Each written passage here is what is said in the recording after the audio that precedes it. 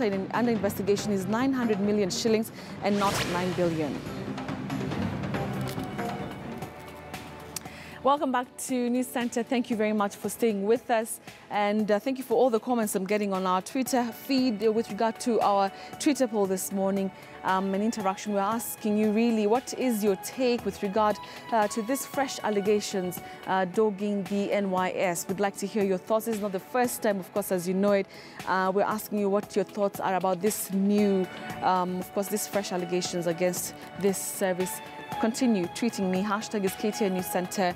Let me hear your thoughts on this one. For now, though, we want to cross over to Eldoret. Like I mentioned earlier, there is a protest by lawyers, and I want to bring in my colleague Elvis Kosgate to tell us more about it. So, Elvis, talk to us about the challenges that these lawyers are decrying, and I understand also that you'll be speaking to the LSK chairperson. Let's cross over to you, Elvis. Many thanks, Betty. I'm coming to you live from the Lands and Environment Court. And as you had mentioned earlier, they're led by Zephaniah Yego, who is the chairman of LSK in this particular region. And as you can see, they have convened here the Land and Environment Court, and some of the issues they have been raising is the deplorable infrastructural condition, also including issue of judges, and they now want the Judicial Service Commission and also Chief Justice David Maraga to intervene. But joining me now is Zephaniah Yego, just to paint a picture of what is happening, because I'm told they're going to abscond duty for almost 2 hours and also going to pitch tent for almost 1 week in this part of the county. You also say a huge contingent of security officers outside. Maybe talk to us what is happening today. Right, thank you, Elvis. We are protesting, among other issues, the deplorable infrastructure in Eldoret courts, particularly at the moment we are the Environment and Land Court.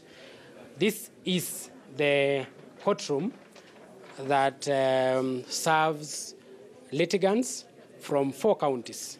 That is Uasin Gishu County, Elgeyo Marakwet County, Nandi County, and even Baringo County. Over 4,000 cases are heard in this small court. As you can see, this courtroom is too tiny. It barely measures 4 meters by 5.5 meters. As one advocate cheekily described it one time, it is smaller than his cloakroom. Looking at this tiny courtroom, expecting this tiny courtroom to house litigants who sometimes can be more than 100 in a day is gross abuse of the rights of those litigants. As you can see for yourself, this kind of setting poses huge security and environmental risks to the advocates and to the litigants. This space, the sitting space, is not enough for the advocates, leave alone the litigants. So what are advocates then forced to do? The advocates squeeze, as you can see, the way they are squeezed. But because it's not enough, the other advocates crane their necks through the windows. As you can see from all that side and this side, the advocates have to crane their necks to seek the attention of the judge. Meanwhile, the litigants are to follow the proceedings outside because they cannot get access to this court. This entrance is totally blocked because you cannot even get in unless you elbow your way. And as such, many people, particularly the lady advocates, have suffered the brunt of this because they are indecently assaulted and they squeeze their way in. Because of this tiny courtroom, some female advocates, one female advocate fainted about a year ago because it is poorly ventilated, it's too tiny, and she was expectant. So all this has even posing huge security risk, not only to the advocates, but also to the judge, because it's too tiny. Even in case there is any danger, there's nowhere to escape to. We have protested severally about this crisis. The Honorable Chief Justice himself received our petition on the 7th of July, 2017. He came and he saw and assessed for himself this crisis. The former Chief Justice, the Honorable William Mutunga, Justice William Mutunga also came and assessed for himself this infrastructural situation in this court and was greatly disturbed. But despite them, the previous and the current CJ having come even to this court and appreciating the crisis and promising to take action to remedy this problem, no action has ever been taken to date. We have protested severally. We presented several petitions to the Judicial Service Commission, and they have not taken any action for the last 3 years. And we have run, therefore, out of patience. We have run out of patience. We have tried all available channels for communication and diplomacy to ensure that the issue is addressed. But the judiciary, particularly the Judicial Service Commission, has treated us with a cold shoulder. And we are therefore protesting so that this message goes out loud and clear. Meanwhile, what we have resolved as advocates is that we pitch a 50-seater tent outside for at least 1 week, so that, and we have discussed this with a judge of this court, so that the advocates and the litigants are able to get a bigger space than this, because this is too small. It can barely accommodate 15 advocates. So if we can have a 50-seater tent, it will not only allow at least 30 advocates to be there, but also at least 20 other litigants. And it will also be environmental friendly because it will be fresh and it will not be suffocating like the space we have in at the moment. So that is what we have resolved to do, so that the judiciary takes us seriously on that issue and builds a modern court that we have always demanded and asked and requested for the last 3 years. Okay. Zephaniah, you'd mentioned the lack of judges. How many judges do we have in this particular court? In this Environment and Land Court, we have 2 judges serving, as I said, 4 counties. That is barely enough. As such, we have a huge backlog also in this court. The presiding judge of this court has will confirm that there are so many pending judgments, there are so many pending disputes, to the point that litigants are even trying to resolve the issue in other extra-legal ways, which is not good for building confidence in the judiciary. Okay. Thank you. Let's hear from her. Okay, my name is Betty Koech. I'm an advocate in Eldoret. The situation, as can be seen, is dire, especially for us lady advocates. At times you come to court, you are expectant, you run short of air because of the conditions herein. The disadvantage again we have as lady advocates is you might come into court, you need to elbow your way around, you might be touched by either litigants or someone who's not having good intentions, indecently assaulted. Those are things as advocates that we've complained about time and again. That is why we had to come out and say enough is enough. We've tried to reach out to the judiciary. The Honorable the Chief Justice was here. He actually himself described this courtroom as a cubicle. So that whereas in Eldoret we appreciate this as a courtroom, in other stations the size of this courtroom is the size of chambers for other judges. This is unfair for the litigants, it's unfair for the advocates, and it's time that resources have to be put in place for us to have expanded court premises, especially for the environment and land court cases. You can appreciate that land is an emotive issue, and it is unfortunate that the court that houses and hears those matters is a cubicle. That is why this is where we have had to come as a membership of Law Society of Kenya North Rift, and decided that we need to be heard, and not to be heard through boardroom resolutions and petitions to the Judicial Service Commission, but this is the language that would be best understood by all. That is why now this course is here, and we are calling for all the membership to come out, those who are still out there, to come out and join us. And we are also doing this not for advocates, but for the litigants themselves, because some litigants are unrepresented. And the moment they come to court, usually priority is given, sitting space is limited, priority is given to advocates. What happens to that litigant who is not represented? Okay. Many thanks. But you've heard from lawyers, also the chairman of LSK, Zephaniah Yego, of course, outlining issues there. They're going to protest from here. They're going to march from this High Court to Paradise, I'm told, and back. And also, as they mentioned, the issue of lack of judges, deplorable infrastructure condition. Also, those are some of the things that they have been highlighting here. Of course, they're going to pitch tent here and keep an eye of what is happening. I'm told outside there's a huge contingent of security officers. Maybe they're also keeping an eye of what is happening at the Lands and Environment Court. All right, thank you very much. Elvis Cascade there, reporting from Eldoret. You've heard, of course, the lamentations of the lawyers there.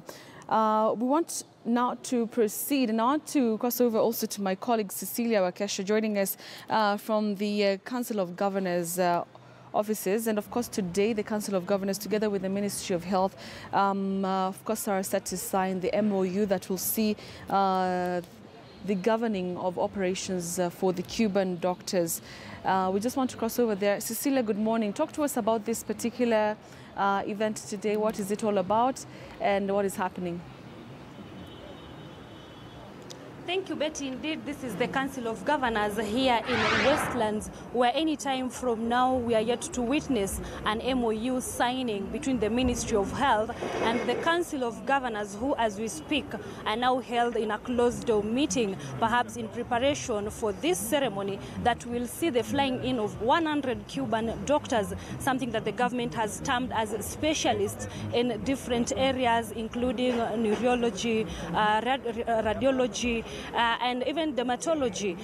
But what is happening is that, remember, this is an issue that has vehemently been opposed by the Kenya Medical and Practitioners and Dentists Union, KMPDU, who have wondered why bring probably specialists from a foreign nation, and yet here we have our very own over 1,200 doctors who are yet to be employed. But remember, this is an issue that we are yet to see how it will play out after this MOU is officially signed. But with me here, I want to speak with a CEC from Tharaka Nithi County. He's a CEC for Health. That is Dr. Gishuya Nthuraku. To tell us, perhaps one will wonder, when do we expect these doctors to be coming into the country, and of what impact will it be to the perhaps health sector in the country? Thank you so much for that question. We expect the specialist doctors from Cuba to arrive by 28th of this month. That's 28th May. 100 of them, and then they'll be distributed according to the list where they have been assigned. Yes. But again, you as a specialist in matters gynecology, perhaps people have said these are specialists. Will they add any value to our country, or to just be a normal thing of the past? You know, medical practice is international.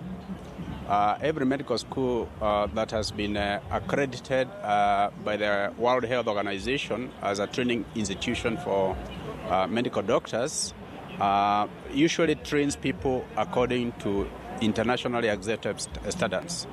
Therefore, if we are getting specialists from Cuba or any other country for that matter that ascribes to internationally recognized norms of medical training, then of course their presence in the country is going to be of assistance to us, of course adding up to the local specialists that we already have. Yes. But again, let's talk about KMPDU, who have opposed this matter. I don't know, you as part of Council of Governors, you've considered this, and how do you think it will play out today? Personally, I have not yet had the opportunity to hear what the KMPDU is talking about, and therefore I may not really comment so much as to what fears they may have. But one thing I know is that this is something that is a publicly known procedure that the county governments and the Ministry of Health have taken in order to address the severe shortage of specialists, especially from hand to reach areas. Because some of those institutions that we run there, the medical facilities, are very much understaffed in terms of the specialists. And bearing in mind that sometimes we do have challenges in terms of where our specialists would like to be located, most of who are actually concentrated in Nairobi, you realize that the Cuban doctors are going to be distributed to areas where some of our own local specialists may not go, and therefore it will be an additional advantage for us, especially for us who live in the arid and semi-arid areas. Yes. Okay, thank you very much. Thank you. So, Betty, that has been a CC for Health and Sanitation from Tharaka Nithi County. And with me here, I have a document that has actually labeled the 100 doctors on how they're going to be distributed. And it talks about the areas of specialization, the number available for deployment, and the agreed upon distribution. For example, if I can go through it very fast, we'll have 3 radiologists who will be distributed to Siaya, Nandi, and Wajir counties. Then we'll have a nephrologist. This is a specialist on matters kidneys. They'll be distributed to counties of Taita Taveta, Migori, Busia, Nyeri, Embu. Then we have orthopedic surgeon. There'll be 5, and they'll be sent to Lamu, Garissa, West Pokot, Nyandarua, and Homa Bay. We also have a gastroenterologist. That is 1. He'll be sent to Mombasa. We have neurologist 1 who will be sent again to Mombasa. Dermatologist will be 1 and sent to Machakos. General surgeon, there will be 5 sent to Isiolo, Turkana, Marsabit, Mandera, and Tana River counties. Then we have critical care physician. There'll be 9, and they'll be sent to Kwale, Baringo, Kiambu, and finally, Nairobi and Makueni. Then remember, what we are talking about here is 100 Cuban doctors or 100 specialists. And according to this document is that 47 of them will be the specialists that have gone through, and then 53 of them will be family physicians, and this will be per county. For example, Samburu will have 3, Laikipia will have 2, Kitui will have 2, and Kirinyaga 2. So the 100 doctors will be divided into 2 groups. We have the 47 specialists, and then we'll have the 53 family physicians. So Betty, it's an issue, as I've said, that we'll expect it will play out here. But remember, the government has maintained that these physicians, these specialists, will not be based in Nairobi, but they will be going to counties, because this is a thing that is aimed at reducing the number of patients who have always come to Kenyatta National Hospital and the Moi Referral and Teaching Referral Hospital. So Betty, what we are waiting for is the MOU signing. After that, perhaps we'll be able to update our viewers on what we expect, the reactions from Kenyans. Betty. All right, Cecilia, just before I let you go, and also just talking about the reactions like you mentioned it, of course there was some heat generated from this signing, this Cuban doctors coming into Kenya, with Kenyan doctors and the union feeling that, first of all, Kenyan doctors should be considered first. Where are we with that? Well, thank you, Betty. First of all, we expected, or rather we expect, a representative from the KMPDU, because Ouma Oluga, the Secretary General for KMPDU, is the one who has been on the front line opposing this matter. Even as we speak, he came out just the other day saying, for example, in most hospitals, services have been paralyzed, because remember, we also have the lecturers' strike. As we speak right now, the lecturers are not in class. We have medics, or rather the interns, who have always assisted on matters of these big hospitals, county referral hospitals, but now the medics have not been sent. They've not been able to do their exams because of the lecturers' strike. So adding on top of the 1,200 doctors who are also unemployed, plus the issue of paralysis in the county hospitals, it means that as a country, as a health sector, we have our own issues. We have internal issues which have not yet been resolved. And perhaps one was wondering, if we are jumping into bringing these doctors, perhaps something was not adding up. But again, remember, as I've said, perhaps we will see whether the KMPDU will be here and whether they will be satisfied with the matter, or perhaps they will go to court, or how they'll react on this issue. So, Betty? All right, Cecilia Wakesha, thank you very much for that. So we'll be crossing over there in a few minutes to just witness that signing of the MOU. But before that happens, we want to highlight something to do with tourism and the numerous court cases over ownership of tourist establishments in the coastal region is hurting the industry. And our coast reporter Francis Mtelaki now takes a look at the state of tourism industry, especially in the North Coast. Take a look at this. one of the investors, and Malindi, as you have put it, that is a sleeping giant. There's more needs to be done in terms of the tourism and making sure that the numbers that were there before 2011 can still come back. What do you think the government can do and the county government of Kilifi? The government can do a lot for bringing back the clients, but the main part is in Germany, we have got different situation in Europe. We have got countries like Italy. They have a lot of own problems because they're financial in a bad situation and coming back slowly. We have got countries like Germany. They have got no own problems, but they are very fearful and they think we are full of terrorists or something like this, and this is all not existing. And for this part, I have to explain that the police of Kenya has done a quite good job to kill down all the terrorism. Is not existing anymore. But the safety aspect has to be brought to Germany. And we started some actions for this, even with the former Prime Minister. We have been in Germany to talk about safety, and I think we will go on like this to use the local officials to make roadshow in Europe that Kenya is now a safe place and a very good place to go for a holiday. And also in terms of marketing, do you think Kenya Tourism Board, the Kenya government is doing what is needed in terms of marketing Kenya into the world, one of the most best destinations? This is a very good question, but the answer might be a bit different, because my experience with Kenya Tourist Board is very good, and they have got people, they're working very hard, but then they don't have money. And then they cannot support any exhibition, and they have to find tricks how to make marketing without money. And even in this part, they are quite okay. But the money should be distributed from the Ministry of Tourism and really to help Kenya Tourist Board to overcome all the problems. And also let's talk about infrastructure, and given that Malindi, there's an airport here, and also the roads are quite good. But in terms of the tourism, maybe what is lacking in terms of infrastructure?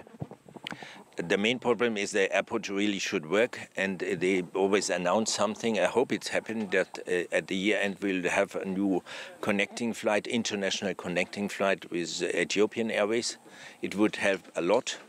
But also here I've got the feeling it's just missing money to finish the airport. Because it's lying there, they start work, then it's not moving, and this needs really a big attention, and they can do a lot for bringing back this area to life. And of course, this being a coastal city, many would say that the sandy beaches is what markets this area, and specifically for Malindi. And looking at the hotels here, there is no much investment in terms of conferencing. What do you think can be done in terms of that sector so that we can be able to see conferences coming here, international conferences, or also locally? Regarding conferences, we are quite lucky that we have got quite a reasonable number of conferences, and we will increase as soon the situation is more clear.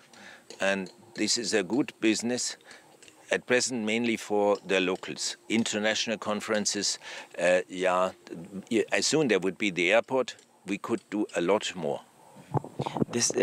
Currently, the season looks a bit low, and also talk to us about the numbers currently. At present, this is normally the lowest season in April and May, and it's very difficult to create business. But just to give you an example, in 2 days we will be full because we have got a conference for some days, and that means it's going fast to have an empty hotel and to have a full hotel just with conferences. And also, as we wind up, maybe after this, the low season, then we'll pick to the high season, that is from June all the way to December and September. Possibly, any preparations that you are doing in terms of maximizing the profits with regard to what maybe you'll have lost into this low season? It's very difficult to talk about profits because the hotel is not performing since some time to make profit. It's more working on losses because of the many effects outside the normal operations. And the other part, we introduced a lot of new markets. For example, we have got a quite nice diving center and it's working well. Now we had to find out that we have got nearly the best diving area in all these areas around, and a lot of people coming and would like to go with us in the water to swim with the whale sharks and to have all this fun. The local numbers seems to be not to be coming, and many of the industry players are saying that as the businessmen, maybe the hotels are too expensive for Kenyans to afford. What are you doing about that? The price in Kenya is not our main problem. I don't see the price because I have to explain sometimes the prices for the international tour operators are more low. And this is because the international tour operators, they're killing themselves with low prices. And I don't want to go in this area with the low prices because it means you have got no money for reasonable investment. The hotel might run down. Maybe you've got lots of clients, but it doesn't give the quality the people expected. Thank you so much for your time. Well, that was Mr. Hans talking to us about tourism numbers and what we have been seeing recently with regard to the court orders and the ownership that is in many hotels that are happening here, and specifically for Temple Point where we are today. Then that's the end of our interview today here in Malindi, where we have been focusing about the tourism numbers as well as what has been happening in this industry and the effects that leads to the profits and also the employment for many Kenyans that are employed here in the tourism sector. My name is Francis Mtelaki. All right, thank you very much, Francis Mtalaki, for that. All right, so we want to take a short commercial break, but of course, when we come back, we continue with the show, looking at all the stories we have been looking at, including your feedback on our Twitter poll. But remember also, we want to bring in, of course, my colleague Robin Toskin, who's going to be talking to us about the latest in sports, Hull City and Gor Mahia. I was actually just waiting for them to pull a surprise. I thought like Hull City will just chill and, you know, let Gor beat them just for the... in sport, there's no room for sentiment and all that. Oh, really? But I think Kenyans and especially the Gor Mahia family, and by extension, anyone who is connected to the game, will really feel proud of what happened yesterday. I thought Gor Mahia acquitted themselves. They lost, but then the display was really good. Yeah. All right, so we'll be talking about that and so much more once we come back from this short commercial break. Don't go away.